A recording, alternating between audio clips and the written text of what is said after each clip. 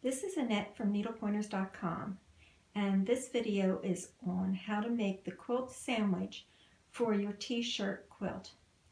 What you need to do is have your backing and batting to be at least 2 inches larger all the way around your t-shirt quilt.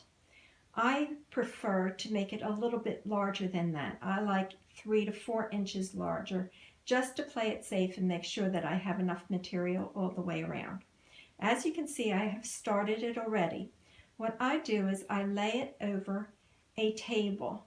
I put the backing down with the wrong side up and stretch it out. I then put the batting on top of that and smooth it out, and then I put my quilt on top of that. Then I use clips, I hope that you can see them, to hold it all taut over the table.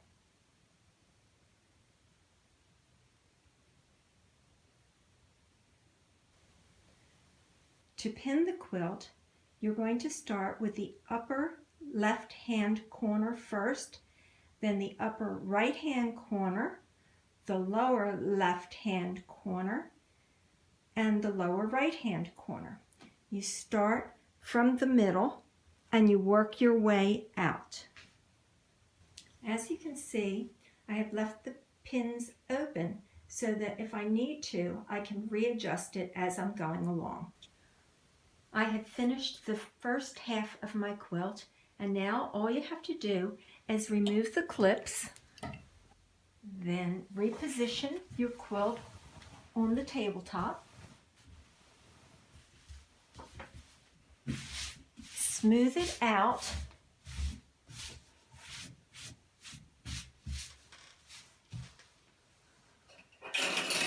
and then put the clips back on the quilt to hold it in place. I have finished pinning my quilt top. It will now be ready to machine quilt.